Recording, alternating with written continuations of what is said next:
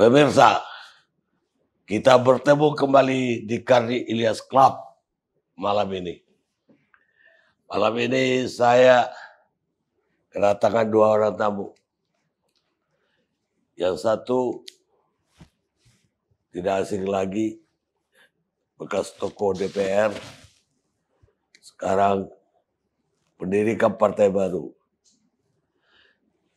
Dari partai PKS sekarang ke Partai Gelora. Jadi lebih menggelora lagi dari yang lama. Dan Fakhri Hamzah. Terima kasih Bang Karni. Nama yang populer. Sebelah kiri saya, tokoh juga di Komunikasi dan Informasi. Kementerian Komunikasi dan Informasi. Beliau, menterinya boleh berganti-ganti. Tapi dia sebagai staf khusus. Staf ahli. Staf ahli tetap. Staf ahli, staf khusus, mana yang lebih tinggi? Itu sama ya? Staf ahli itu struktural, kalau staf khusus ikut menteri. Oh gitu. Ya, political appointee. Ya. Kalau staf ahli itu bintang 2 ya? Bintang 2 kalau Kalau di TNI atau Polri. bintang 2. Nah, ini bintang 7, Pak. Malam ini kita akan membawakan isu yang lagi ramai di publik, yaitu kebebasan berbicara. Dalam arti kata, silakan pemerintah dikritik. Silakan mengeluarkan pendapat. Ya tentu saja. Jangan ujar kebencian. Jangan menghina pribadi. Tapi ini mendapat sambutan hangat sekali dari publik. Baik yang menganggap positif maupun yang menganggap bahwa ini kira-kira begitu. Dan malam ini justru itu kita ingin tahu dari orang yang suka mengkritik selama ini, Bung Fakhri Hamzah, dan kritiknya keras dan pedas, sehingga juga salah satu bintangnya ALC. Almarhum. Belum. Baru dicuti panjang. Oh, cuti panjang. Gimana Bu Fahri melihat pernyataan Presiden yang ngagetin juga sebetulnya, walaupun dia mulai dengan COVID ya, pandemi, dan kemudian dia sampai ke ombudsman, dia singgung-singgung. Ya. Gimana Bu Fahri lihat, apakah ini positif atau ini belum ada apa-apanya? Ya, memang ada beberapa aspek dari pernyataan Presiden yang perlu kita mapping, kita petakan gitu. Sebenarnya apa yang terjadi di sekitar pemerintahan dan di ruang publik kita, sehingga Presiden pada peringatan Hari Pers semacam mewanti-wanti untuk meminta agar masyarakat tetap melakukan kritik. Tetapi pada saat yang bersama di tingkat masyarakat ada perasaan sekarang bahwa mengkritik pemerintah itu sesuatu yang membahayakan gitu. Saya kira sudah terlalu banyak buktinya, tidak bisa kita sanggah. Orang seperti Pak Kwik yang pada zaman Orde Baru memang pengkritik pemerintah, ya, terutama terkait dengan pembangunan ekonomi dan tumbuhnya konglomerasi yang dianggap akan membahayakan perekonomian kita dan nasib bagi keadilan ekonomi ke depan. Sampai-sampai mengatakan saya belum pernah setakut ini mengkritik pemerintah. Jadi fakta bahwa ada jarak antara pernyataan Presiden dengan realitas yang dirasakan oleh masyarakat, kaum intelektual di kampus-kampus juga, itu saya kira ini yang harus kita mapping begitu. Kwik itu nggak hanya zaman Pak Artul. Bahkan ketika dia di zaman Mega yang dia juga Iya, ikut pun dia iya, kritik juga loh. iya, dia Sampai konsisten sekali dia kalau dalam hal ini. ya, saya kira nanti ada aspek filosofisnya, nanti juga ada aspek teknisnya yang nanti mungkin Prof. Henry bisa kita bicarakan gitu. Tapi kemudian menurut saya concern ini menjadi penting karena pada saat yang bersamaan indeks demokrasi kita memang mengalami penurunan yang sebenarnya menurut saya sih akan cukup serius dari hari ke hari. Jadi pernyataan Presiden disambung dengan pernyataan Istana dalam hal ini Pak Pram, itu sebenarnya juga semacam kekhawatiran dari dalam bahwa dunia internasional mempersepsi Indonesia sedang berada pada jurang kemunduran demokrasi. Nah, saya terus terang Bang Karni, kan sekarang nih bukan anggota DPR, ya kita jadi rakyat lah, tiarap begitu ya. Memang merasakan kegairahan untuk berbicara kepada pemerintahan sekarang ini di ruang publik terutama itu berkurang gitu. Jadi orang memilih ruang-ruang sempit dan trennya malah repot, ruang sempit itu pun kemudian dikejar oleh pemerintah ya. Pemerintah mengumumkan akan melakukan patroli sosial media, patroli grup-grup WhatsApp dan sebagainya gitu, dan ada banyak kasus percakapan di ruang-ruang sempit di grup WhatsApp pun itu kemudian masuk ke persidangan atau penggunaan pasal-pasal hukum publik. Nah, jadi saya kira ini jarak ini yang mesti kita petakan apa yang terjadi gitu. Kalau saya boleh mengurai ini cukup secara singkat begitu. Pertama-tama memang kita mengalami problem di dalam menginterpretasi makna-makna dasar dari demokrasi kita. Misalnya tentang freedom of speech gitu. Kebebasan sipil, ya kan, kebebasan menyatakan pendapat yang ada di dalam konstitusi kita. Itu pemberian maknanya itu agak melemah di kita. Ya, nanti juga pada level negara pemaknaan terhadap oposisi misalnya apa makna dari kehadiran para pengkritik dan oposisi itu juga mengalami pelemahan gitu. Jadi ada kelompok elit yang tidak engage dengan diskusi-diskusi filosofis tentang pentingnya kritik, pentingnya perbedaan pendapat untuk terus dikelola sebagai cara satu bangsa untuk memperkaya dirinya ke depan, untuk naik tingkat peradabannya ke tingkat yang lebih tinggi. Bagaimana agar pengorganisasian pikiran dalam masyarakat sebagai sumber dari pertumbuhan peradaban bangsa itu. Itu kaum intelektual sudah nggak ada yang diskusi begitu sekarang. Karena kita dijebak oleh nanti salah satunya adalah pasal-pasal teknis yang membuat kita kemudian sekali lagi tidak berani bicara. Nah, itu tingkat filosofinya begitu. Tapi juga ada pada tingkat yang lebih teknis, yaitu lahirnya pasal-pasal yang otoriter ya. Penggunaan kembali secara masif Undang-Undang 1 tahun 46, kemudian Undang-Undang ITE yang mengandung banyak sekali ketidakjelasan yang dinisbatkan kepada Undang-Undang KUHP dan seterusnya. Nah, di tengahnya menurut saya ini ada problem pengelolaan ruang publik oleh presiden dan infrastruktur pemerintahan yang sedang berlaku gitu. Jadi kompleks masalah ini Bang Karni kalau kita baca begitu.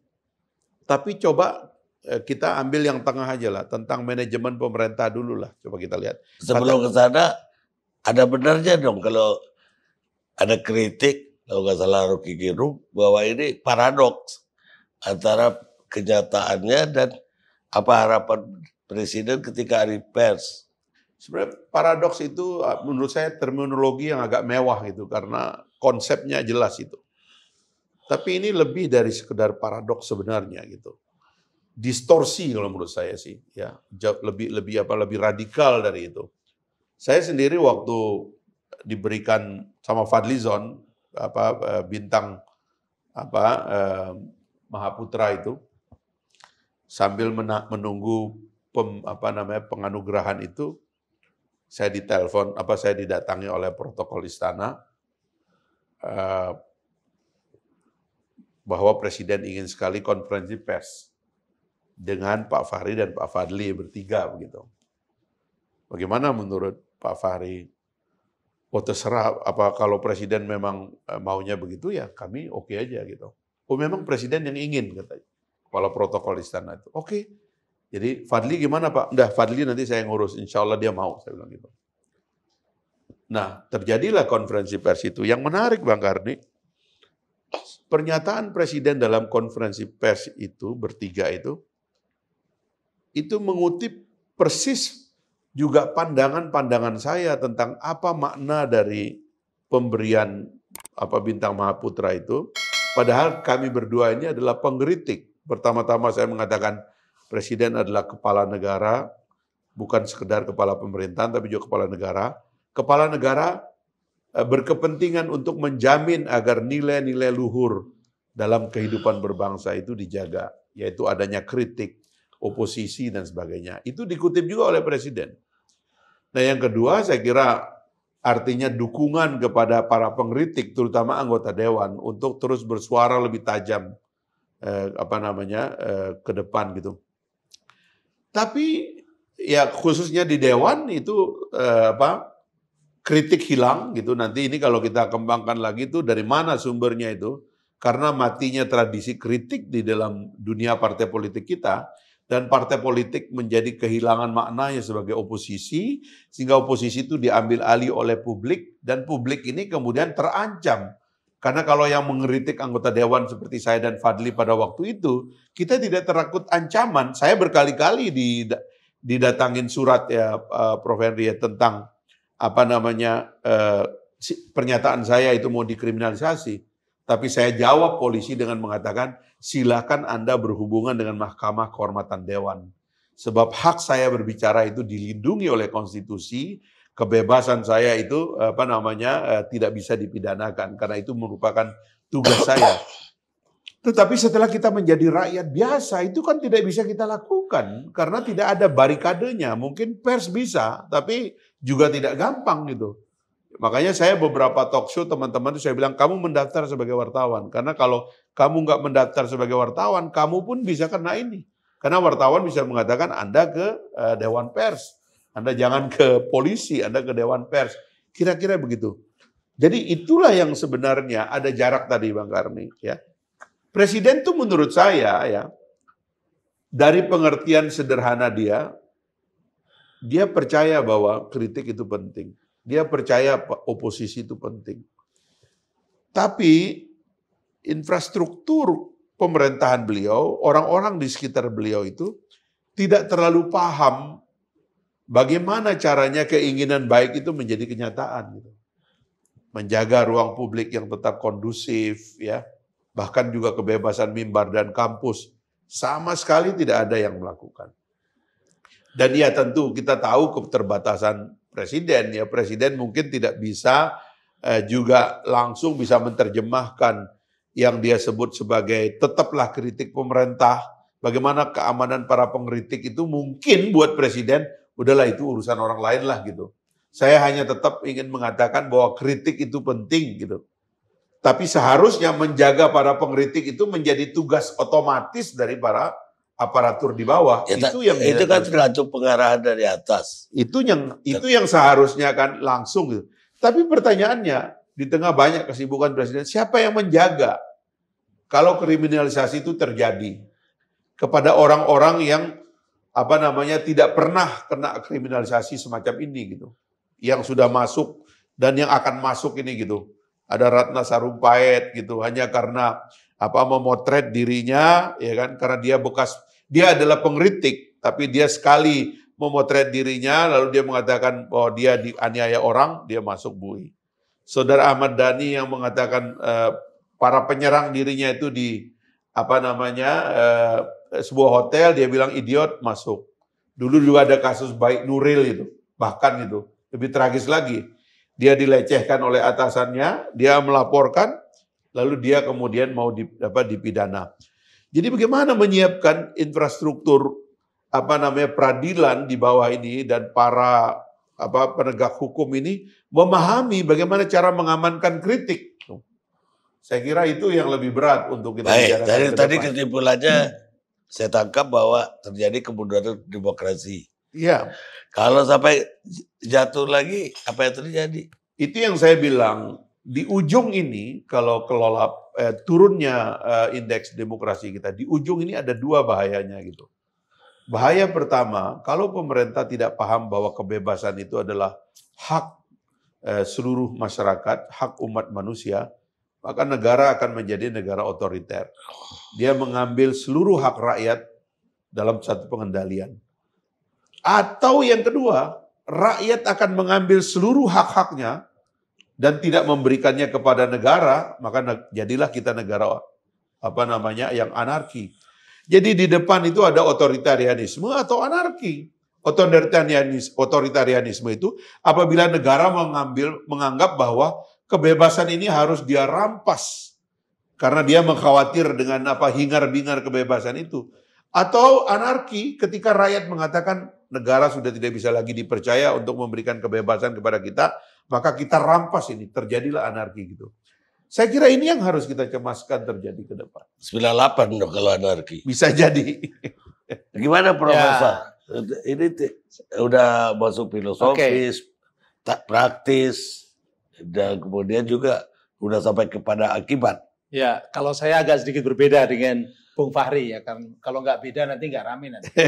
Jadi pertama, ketika Presiden mengatakan bahwa perlu ada rakyat mengkritik, itu berarti beliau memahami betul bahwa kritik itu dalam konteks demokrasi akan membuat pemerintah menjadi lebih bijak, menjadi lebih hati-hati, menjadi lebih dewasa, cerdas dan sebagainya, kan begitu kan? Makanya beliau minta supaya ada pengkritik pada layanan publik, supaya layanan publik menjadi lebih baik. Itu kan tadi juga Bung Fahri juga mengatakan bahwa Presiden juga sebenarnya paham tentang itu. Bahkan beliau pengkritik pun diberi tempat. Itu berarti kita sama, untuk hal ini sama. Kemudian yang kedua, kalau kita bicara mengenai sekarang ini seperti Pak Kwik Kian-Gi yang khawatir, tidak pernah merasakan dulu seperti zaman Orde Baru aja tidak. Memang sekarang berubah. Apa yang terjadi perubahan? Perubahan yang paling mendasar itu adalah dulu yang namanya masyarakat, rakyat, itu adalah penonton atau konsumen berita, konsumen informasi, dan juga konsumen wacana secara mungkin lebih agak sedikit pasif ya. Tapi kalau sekarang ini kan mereka juga konsumen, tetapi mereka juga produsen. Mereka juga pelaku komunikasi politik, mereka juga pembuat wacana. Apalagi dalam sequel Pilpres 2014, Pilkada DKI 2017, Pilpres 2019, pertarungan antar masyarakat loh ini, itu tinggi sekali. Nggak usah Pak Fahri, saya saja itu tidak berani, nggak berani kritik pemerintah, bukan. Kritik tokoh-tokoh oposisi itu pun saya nggak berani sekarang. Karena sekali saya ngomong sedikit, saya juga diserang oleh buzzer yang begitu banyak. Jadi di dua tempat itu sama. Sekarang ini masyarakatnya itu kan ada buku yang ditulis oleh Peter Singer itu, Like War, The Weaponization of Social Media. Sosial media itu di berbagai negara itu seperti perang, like war. Gara-gara politik sekarang. Karena apa? Semua orang sekarang ini perhatiannya di sosial media.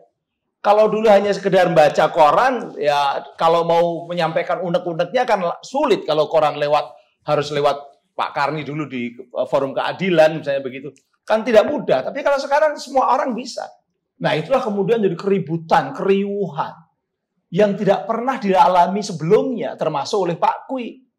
Termasuk oleh saya juga kaget juga. Kadang-kadang saya itu hanya mau menyampaikan pendapat, tapi agak sedikit berbeda atau mengkritik orang yang berbeda dengan saya. Wah, saya pun juga karena dianggap... Kira-kira Pak Kwik bukan takut sama pemerintah.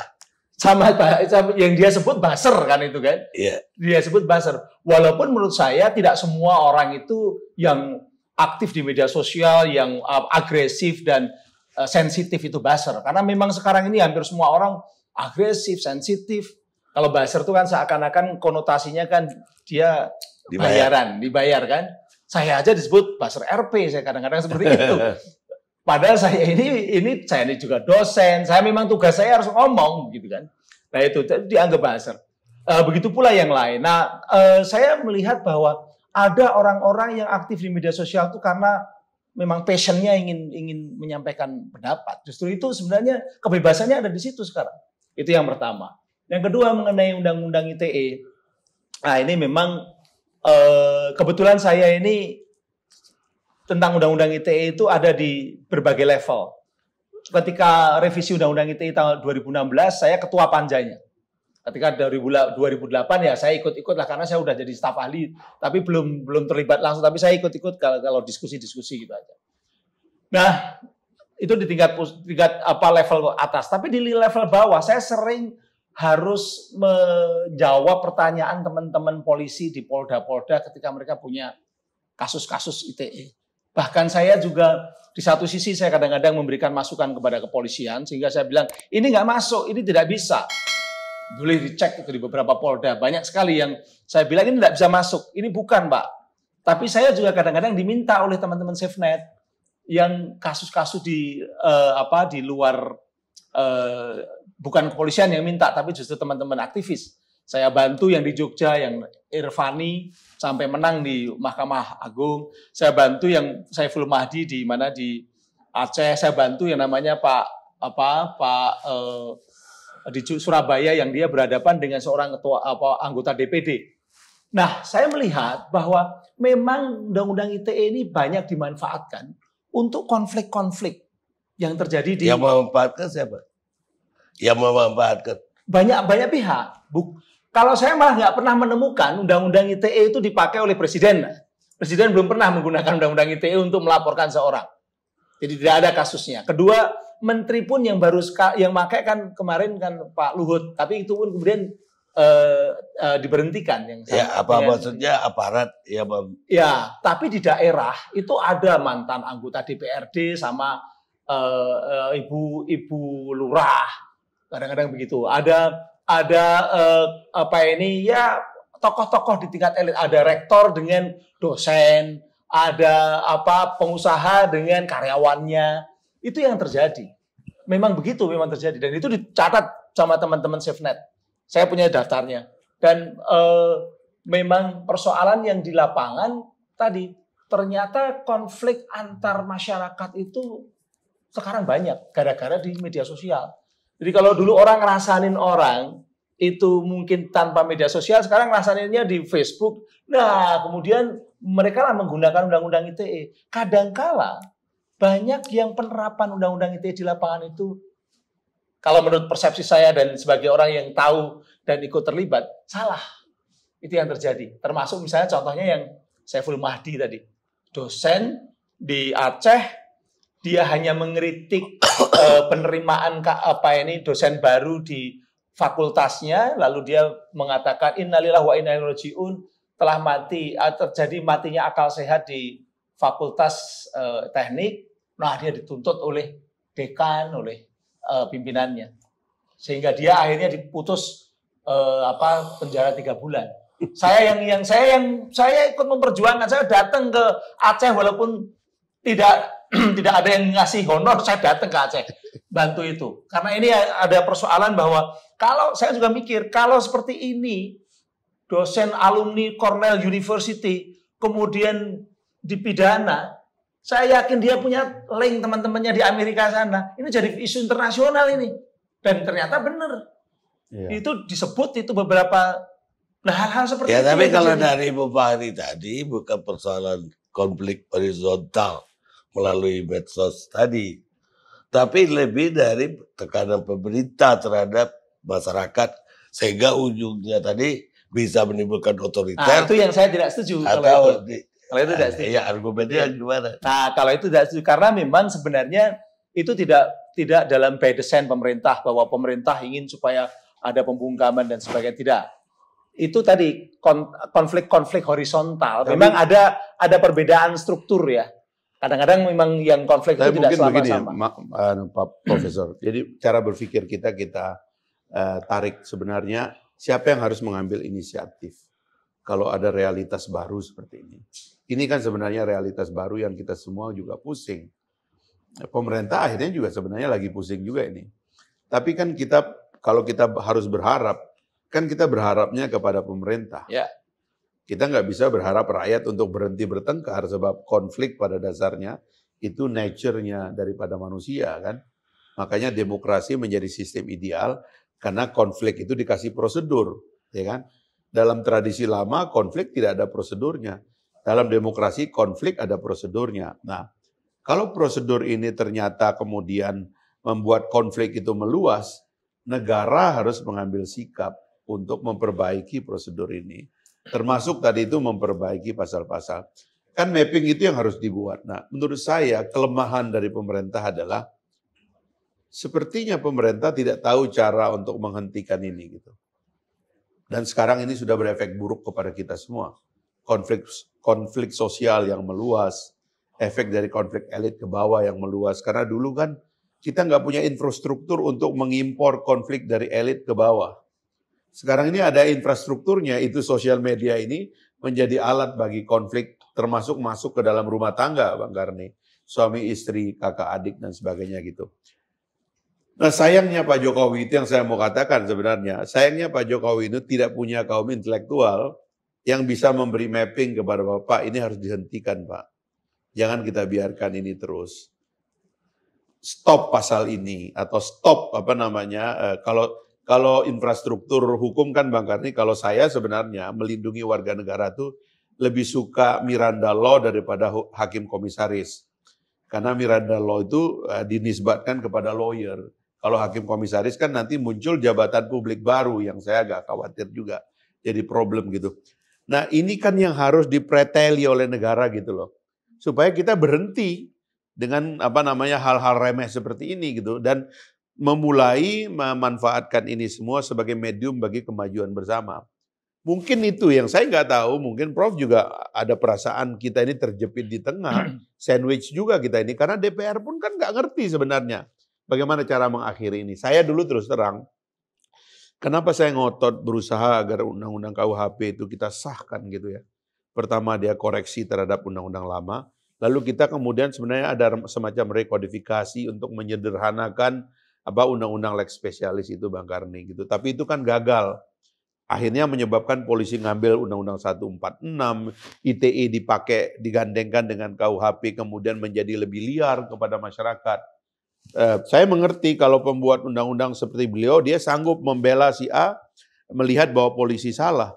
Tapi kalau polisi kemudian mengambil ahli-ahli dari daerah yang beliau bilang, itu nggak paham, nggak nyambung, maka dia kemudian menggunakan teks-teks yang ada ini justru untuk memperlebar konflik. Nah saya kira kita kalau mau bicara menginterpretasi Pak Jokowi itu memang kita nggak boleh sekedar sebagai kesibukan rakyat di bawah gitu. Tetapi bagaimana negara harus bersikap, ini menurut saya yang penting gitu. Maka ini yang harus didengar oleh anggota DPR dan kalau saya sebenarnya tanpa revisi ya siapa yang harus kita andalkan. Memang saya ingin mengandalkan hakim Bang. Harusnya hakim-hakim ini yang dia sapu ini semua. Dia nggak boleh biarkan ini sampah masuk ke ruang sidang lagi gitu loh. Tapi ya itu tadi, daya kita apa gitu kan. Kalau saya melihat begini, memang itu ada benarnya ya. Saya melihat bahwa pertama perlu literasi pada masyarakat. Jadi memanfaatkan media sosial ini memang terus terang ya bukan hanya kebisingan dan keriuhan, tapi kadang-kala juga banyak yang melanggar hukum karena memfitnah, menghina, mencemarkan nama baik, itu banyak sekali memang. Dan itu dilarang sama undang-undang, baik KUHP maupun ITE. Bedanya cuma kalau KUHP itu tidak menyebut menggunakan internet, tapi kalau ITE kan jelas siapa yang mendistribusikan, siapa yang mentransmisikan dengan sengaja, muatannya adalah yang dilarang di KUHP, ya itu bisa kena kan begitu. Sebenarnya kan ITE ini kan tidak membuat norma baru, normanya ada di KUHP. Norma baru ITE itu hanya yang melarang orang mendistribusikan. Itu aja. Kalau norma pidananya itu ada di KUHP, tidak ada norma baru yang untuk konteks konten ya, untuk konteks konten. Nah, maka ini perlu ada literasi dan itu sudah Pak Presiden kemudian dengan teman-teman disetujui bahwa ini nanti program literasi ini akan cukup besar supaya masyarakat memanfaatkan ITE, memanfaatkan internet itu tidak ya seperti yang sekarang terjadi, sedikit sensitif, dikit-dikit ribut, tapi ada juga yang ketika ribut dikit-dikit lapor ke polisi. Kan ini persoalannya itu. Kalau ribet, mereka bisa memahami bahwa perbedaan itu adalah sebuah hal yang biasa dan tidak perlu harus diselesaikan di litigasi dalam artian hukum gitu ya, di pengadilan. Kan lebih bagus gitu kan. Tetapi memang mereka ini juga sensitifnya sedikit-sedikit lapor. Kalau menurut saya Prof ini punya beban untuk membela Undang-Undang ITE. Kalau saya menganggap justru kesalahan Undang-Undang ITE itu adalah karena memfasilitasi konflik privat menjadi peristiwa publik gitu. Yang menurut saya itulah dosa daripada Undang-Undang ITE itu. Bahkan Undang-Undang ITE kemudian mendorong aparat untuk memberlakukan undang-undang lama. Kan filosofinya sebenarnya kan kalau kita baca undang-undang ini dari awal kan Prof. Ini kan sebenarnya lebih kepada penipuan elektronik sebenarnya. Transaksi elektronik sebenarnya gitu. Saya ingat itu yang undang-undang awal ITE 2008 saya ikut ya. Contoh dalam perdebatannya itu adalah kasus-kasus penipuan ATM ya dan sebagainya. Waktu itu memang sosial media belum terlalu ramai begitu. Jadi sebenarnya ini adalah penyempurna dari ekstensi dari undang-undang keperdataan sebenarnya. Apabila itu menggunakan transaksi elektronik di dalam penipuan dan sebagainya gitu. Lalu kemudian ITE memberi sayap ya agar ini bisa terbang ke ranah hukum pidana gitu. Itulah yang Prof bilang tadi menyebarkan dan sebagainya. Ini yang menjadi repot menurut saya. Filosofinya menjadi salah. Karena negara kan harus menahan diri untuk tidak ikut di dalam konflik warga negara. Karena itu disebut dengan keperdataan gitu loh. Nah saya kira dosanya ITE kira-kira itu. Jadi kalau menurut saya kita ambil singkatnya. Pak Fahri, memang ada pemikiran supaya diperdatakan. Gitu kan? Jadi kalau ini merugikan orang lain ya sudah, itu orang menggugat, kemudian yang lain digugat. Ya. Persoalannya di dunia internet itu mereka yang berkonflik itu kadang-kadang tidak tahu ini siapa ini. Yang memfitnah dia siapa. Dia nggak tahu. Sehingga ketika mau diangkat ke dalam keperdataan itu nanti bisa error in persona karena tidak tahu karena akun-akunnya pada anonim kemudian ya itu akhirnya maka lalu negara diminta makanya warga negara nggak boleh masuk ke dalam ruang samar seperti itu. Saya difitnah orang tapi saya nggak tahu siapa yang memfitnah, ya sudahlah ya kan, anggap aja fitnah itu tidak ada. Tapi dengan hadirnya undang-undang ITE itu negara menganggap oh ada pemfitnah itu. Ini yang repot. Karena kan warga negara kita ini kan jempolnya berapa juta kan yang berkonflik itu, yang dulu tidak ada mediumnya. Dulu di dalam negara itu hanya ada TV, satu TV di Jakarta TVRI, satu radio di Jakarta, satu arah, kita nggak tahu. Konflik warga negara di bawah itu nggak ada medium umumnya begitu. Sekarang tiba-tiba orang Aceh dengan orang Papua berkonflik. Si ini dengan si itu berkonflik dan ini difasilitasi oleh negara sebagai konflik. Tapi kalau misalnya dihilangkan sebagai itu adalah persoalan pidana, bukan persoalan kejahatan, maka itu sama saja dengan memperbolehkan orang menuduh sembarangan di media sosial. Ya, tapi yang menuduhnya nggak ada. Kalau yang menuduhnya nggak ada, kenapa?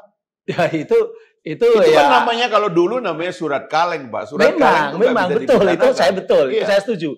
Sekarang ini surat kaleng yang didigitalkan. Nah, itu dia. Pelaku-pelakunya apa lalu kita biarkan ketika kemudian namanya surat kaleng, Pak.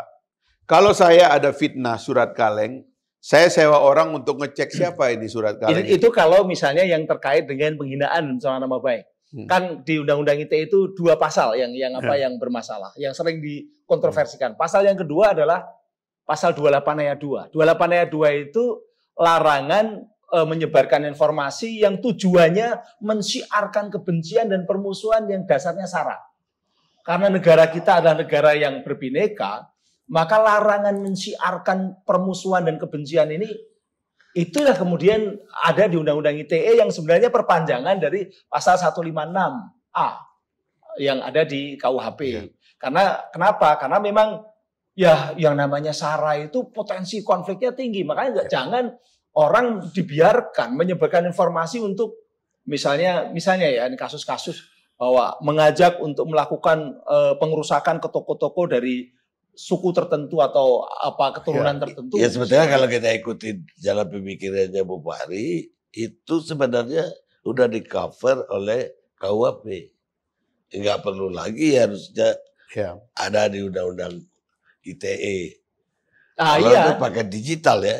Tapi KUHP itu bisa mencakup juga lewat apapun penyebaran apa tadi kebencian. Makanya kan tidak normanya kan tidak berubah dan itu norma KUHP memang. Norma KUHP cuma larangannya adalah yang menyebarkan karena menjadi kalau lewat internet tuh efeknya menjadi multiple effect, lebih besar. Makanya negara tidak membiarkan ketika ada perbuatan-perbuatan yang bisa memunculkan konflik-konflik jadi tadi. Gini, gitu loh. Negara harus membiarkan, Pak.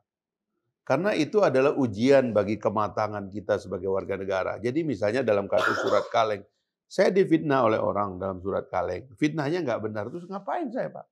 Paling saya klarifikasi saja itu nggak benar. Saya bilang begitu aja, Pak. Gitu. Orangnya saya nggak tahu. Tapi lepas dari itu, jadi Presiden sekarang mengundang masyarakat mengkritik. Problem yang muncul di publik, kita takut. Sekarang ini saatnya kita takut untuk mengkritik. Lah, apa takut tadi itu? Takut sama tetangga atau surat kaleng tadi. Itu tadi, Bang, saya bilang tadi itu kan begini kan. Dalam masyarakat demokrasi itu kan infrastruktur kritik itu kan difasilitasi oleh negara. Negara menjamin kebebasan setiap penduduk dan seterusnya lah begitu. Untuk berserikat, berkumpul, menyatakan pendapat baik secara lisan maupun tulisan. Itu konstitusinya kan bilang begini, bilang begitu gitu. Dan bahkan kemudian karena negara berkepentingan ada kritik dari dalam negara, kita menyewa yang namanya wakil rakyat, anggota legislatif untuk mengkritik pemerintah secara resmi. Kita memberikan kebebasan kepada pers, kita memberikan kebebasan kepada warga negara. Tapi yang beliau tadi katakan kan umumnya ini kan konflik bukan antara pejabat dengan warga, bukan presiden dengan warga. Tapi dihadirkannya adanya konflik antara warga negara sebagai ekstensi daripada konflik elit. Elit terbagi dua. Ada elit yang pro kepada pemerintahan, ada yang anti pada pemerintahan. Lalu yang pro kepada pemerintahan ini menyerang yang anti pada pemerintahan, difasilitasi oleh negara untuk menyerang. Tetapi yang mengkritik negara, oposisi negara, menyerang mereka yang pro negara, itu tidak difasilitasi. Kan ini problem, Pak, karena negara melibatkan diri dalam satu yang tidak perlu dia terlibat tadi itu. Yang sifatnya keperdataan. Biar aja, Pak. Misalnya, ada orang saling kata-katain begitu. Menjadi masalah orang itu berdua, biar saja gitu. Misalnya hate speech itu ya, kalau saya baca di dalam tradisi di negara-negara demokrasi, Pak. Itu hate speech itu dia menjadi pasal yang dikriminalisasi gitu. Karena hate, Pak, itu mengundang orang untuk melakukan serangan gitu. Itu yang disebut dengan hate itu. Kalau dalam tradisi lama itu kan seperti adanya sebuah podium. Podium itu dipakai untuk menggerakkan untuk melakukan pengerusakan, penyerangan kepada orang lain. Maka itu disebut dengan hate yang dapat dipidanakan karena akan ada efek kerusakan gitu loh.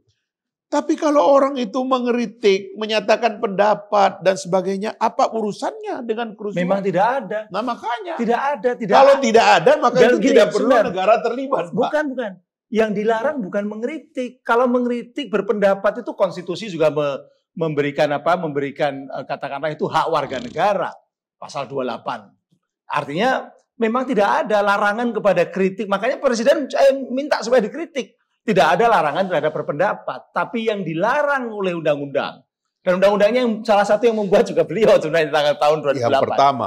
Yang pertama itu konten sosial medianya yang menyebarkan dan sebagainya itu nggak kuat. Iya, yang pertama. Karena yang pertama orientasinya tuh pada mengekstensi soal keperdataan, penipuan menggunakan elektronik, Pak. Pak, yang sekarang yang undang-undang nomor 11 tahun 2008, yang pertama, dengan yang undang-undang nomor 19 tahun 2016, itu bedanya hanya, kalau untuk yang pidana hanya 2 pasal, Pak. Dan 2 pasal yang berbeda itu, yang 2019, yang 2016 itu diturunkan semua ini ya sanksinya. Iya, diturunkan sanksi tapi disambungkan dengan delik di KUHP, Pak. Itu masalahnya. Kalau itu udah dari awal memang seperti itu. Sebenarnya seperti itu. Cuman gini, bahkan malah delik di KUHP-nya itu dipersempit yang di 2016. Di 2018 itu hanya mengatakan bahwa setiap orang dengan sengaja tanpa hak mendistribusikan dan atau mentransmisikan dan atau membuat dapat diaksesnya informasi elektronik yang muatannya penghinaan dan pencemaran nama baik. Kata-katanya seperti itu, persis saya hafal. Apa itu penghinaan? Penghinaan itu di KUHP bab 16. Ada 11 pasal. Dari penghinaan ringan, katakan Bang Karni ini bodoh misalnya begitu. Itu udah kena pasal di KUHP itu. Makanya dulu orang-orang nyebut seperti itu kena undang-undang ITE juga. Jadi karena 11 pasal. Nah nomor 16 setelah revisi dari 11 pasal disempitkan hanya di 2 pasal. Yang disebut penghinaan itu hanya 2 pasal, yaitu apa? Pasal 310, 311. Yang satu namanya pencemaran nama baik, 311 fitnah. Apa itu 310? 310 kalau yang disebarkan tadi, yang didistribusikan, muatannya adalah berisi serangan pada seseorang, harus seseorang, bukan lembaga, bukan pemerintah, seseorang harus jelas. Karena perlindungan pada seseorang. Kemudian berisi tuduhan. Jadi tidak boleh saya menuduh Bang Karni. Itu jaring itu masuk bui karena nyerang ID, Pak. Itu tidak masuk dalam pasal 273. Tapi orangnya di dalam bui sekarang, Pak. Makanya saya juga termasuk. Bapak bisa cek waktu saya debat di Ya benar, Pak. Kompas Tapi TV. beginilah, ini ada infrastruktur yang memungkinkan orang mengkritik lembaga pun sekarang sudah ada di dalam bui.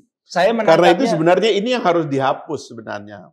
Kalau dihapus berarti nanti kita boleh menyebarkan informasi yang isinya tuduhan-tuduhan. Tidak ada masalah sebenarnya, Pak. Karena kalau gini, Pak ya. Gini, Bapak menyerang orang yang identified. Penyerangnya juga identified. Ini peristiwa pidana yang istilahnya saya bisa langsung, Pak. Pencemaran nama baik saya bisa lakukan itu. Dalam undang-undang lama tanpa ITE pun saya bisa lakukan itu. Dan masalahnya kan bukan itu, Pak. Ini kan kita mengekstensi sesuatu yang tidak perlu ada. Orang yang tidak ada menyerang orang yang ada.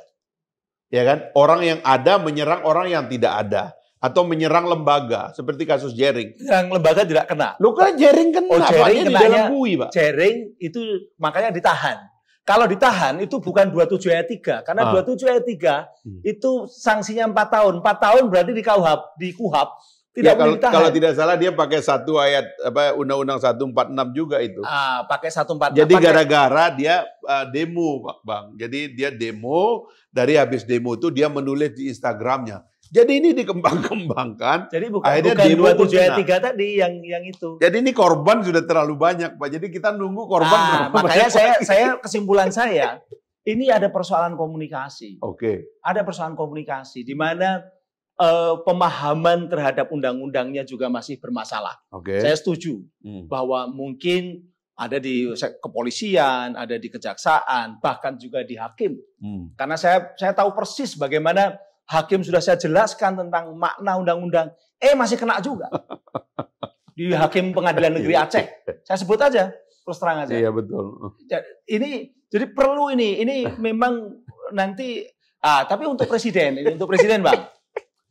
Presiden langsung menanggapi persoalan ini. Beliau langsung minta kepada mengkaji pada jajarannya untuk mengkaji ini ada apa, kenapa indeks demokrasi turun, ada apa tentang apa, apakah pendapat-pendapat ini memang sekarang kesulitan dan sebagainya. Mereka minta ada kajian. Saya malam ini diminta untuk memberikan memberikan masukan-masukan tentang apa yang terjadi. Tapi karena kita di sini ya saya belum jawab ini. Jadi artinya apa? Kalau saya ada niat baik. Tapi tadi ada tuduhan yang serius dari beliau ini, bahwa kalau pihak sini yang mengadu difasilitasi. Kalau pihak sono yang mengadu, itu dicuekin. Itu persepsi Bang Fahri saja, Bung Fahri. Kalau persepsi saya, karena yang pihak di sana melanggar undang-undang dan normanya memang masih menjadi hukum positif, gitu loh. Misalnya tadi Ahmad Dhani itu tidak mengkritik presiden, tidak mengkritik pemerintah, tetapi dia melakukan dalam pidananya, persoalan pidananya, Satu kan tadi sama Saya sama Fadli Pak pernah diancam mau dibunuh sama seseorang, dilapor sama Fadli orang itu. Sampai sekarang nggak ada. Jadi maksudnya gini Pak ya, negara jangan mempersulit diri. Negara harus tahu batasnya. Urusan negara yang paling utama itu adalah urusan publik. Dan urusan publik kita itu adalah menyiapkan infrastruktur bagi percakapan warga negara. Negara harus menarik diri dari konflik masyarakat. Apalagi konfliknya itu konflik di ruang sosial media di mana berjuta-juta orang menciptakan crowd setiap hari. Dulu itu Bang Karni sebelum ada sosial media, di mana sih rakyat itu berkumpul? Kumpulnya di pasar, di majelis-majelis dan sebagainya gitu. Tapi sekarang ini, di warung-warung. Di warung-warung. Sekarang ini warga negara berkumpul di sosial media 24 jam, Bang. Sehingga salah satu omongan itu bisa menyebabkan pemantik. Nah, kalau negara menganggap itu sebagai satu persoalan, itu sama dengan kritik saya kepada KPK, Bang. Definisi korupsi yang diperluas, ya kan? Macam-macam lah definisinya. Akhirnya semua saya orang setuju yang dengan identifikasi masalahnya. Iya. Cuman solusinya yang berbeda. Gitu, itu aja. Jadi sama kalau saya tuh kalau Bapak izin ngomong ke pemerintah sekarang ini, kalau menurut saya KUHP sudah selesai. Itu aja diselesaikan, disahkan kembali. Oh, rancangannya udah selesai. Rancangannya sudah selesai. Itu kemudian semua undang-undang ini termasuk Undang-Undang 146 itu bersihkan. Insya Allah tahun depan indeks demokrasi kita naik. Tapi kalau ini dibiarkan merosot tahun depan, Pak, tambah jelek gitu. Karena dinamika masyarakat nggak bisa dibatasi. Literasi itu gini, Pak. Jangan kita bilang kita harus mendidik rakyat itu seolah-olah konflik itu akan selesai. Nggak bisa, Pak. Konflik itu nature-nya manusia. Manusia itu lahir dengan konflik. Yang penting adalah negara jangan mengidentifikasi itu sebagai bagian dari persoalan publik. Setuju, gitu. konflik itu memang sesuatu yang nature dan itu bagian dari dinamika sosial. Itu tidak akan hilang. Itu saya setuju. Tapi dalam artian begini, bahwa kita juga tidak bisa membiarkan bahwa masyarakat itu lalu kemudian dibenarkan ketika mereka melanggar hukum. Tidak boleh, karena bagaimanapun juga hukumnya masih ada nih, hukum positif. Ya itu dia, hukumnya jangan bilang itu melanggar gitu. Saya setuju saja misalnya KUHP-nya kalau memang KUHP itu sudah katakanlah mengatur yang lubang-lubang yang dulu tidak ada. Oke. Itu. Ya, KUHP. Tapi KUHP-nya kan juga tidak koreksi diterima. dari zaman Belanda, Pak itu. Ya kalau KUHP, kalau saya dulu itu kan kita nggak pakai undang-undang ITE, pakai KUHP. Iya. Masalah kita tidak serumit sekarang. Iya. Kenapa? Kita pernah diskusi di ALC soal KUHP itu. 310 misalnya. Orang baru bisa diperkarakan kalau ada pengaduan. Iya. Kelah delik. Delik aduan. Delik aduan sekarang delik aduan. Tidak delik umum. Iya. Dan kedua, penghinaan itu ancamannya cuma 7 bulan penjara. Dan itu 9 bulan. Oke, 9 bulan. Itu tidak boleh orang itu ditahan. Iya.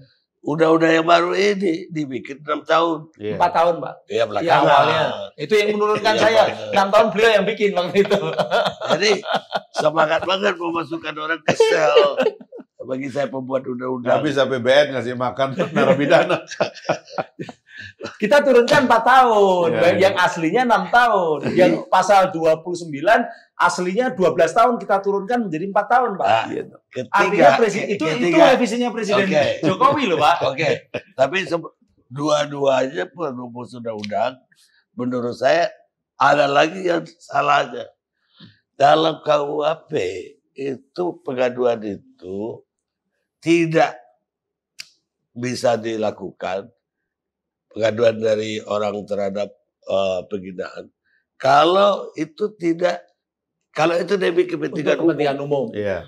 Di undang-undang ITE nggak ada kepentingan umum. Sebenarnya kalau kita kritik demi kepentingan umum kayak rumah sakit Opti masuk sel. Nah, itu sebenarnya begini. Konsepnya aja yang berbeda, tapi pengertiannya sama, kepentingan umum. Di Undang-Undang ITE istilahnya adalah setiap orang dengan sengaja tanpa hak. Orang yang berhak karena punya kepentingan umum. Misalnya kayak Rumah Sakit Omni Internasional itu namanya Prita Mulyasari. Dia pasien yang merasa kecewa. Dia berhak Iya. untuk komplain. Ya, tapi waktu Nah, jadi jangan salahkan undang-undangnya, itu salahnya adalah ketika dilaksanakan di lapangan gitu loh. Nggak Jadi bisa. kalau itu makanya persoalan komunikasi Enggak, menurut saya kan, ini. bukan Udahlah. karena harusnya ya karena orang susah mengerti undang-undang. Bikin ayat 3 dari 310 KUHP itu cantumin lagi di TE Ya. bahwa ini tidak berlaku kalau demi kepentingan umum. Iya, nah makanya ITE-nya harus dihapus, rekodifikasi, KUHP-nya disahkan oleh presiden, udah aman Sebenarnya tuh. contoh lagi kepentingan umum.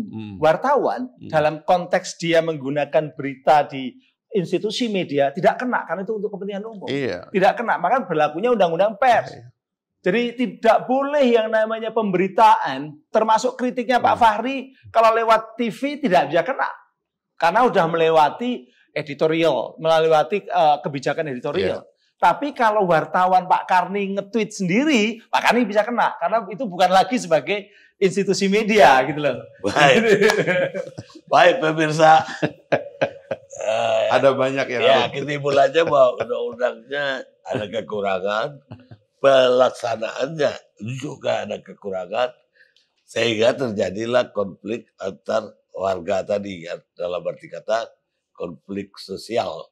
Tapi persoalannya yang belum terpecahkan, bagaimana kita mengundang rakyat mengkritik kalau rakyat tersebut takut mengkritik pemerintah. Kita ketemu Karni Ilyas Club yang akan datang.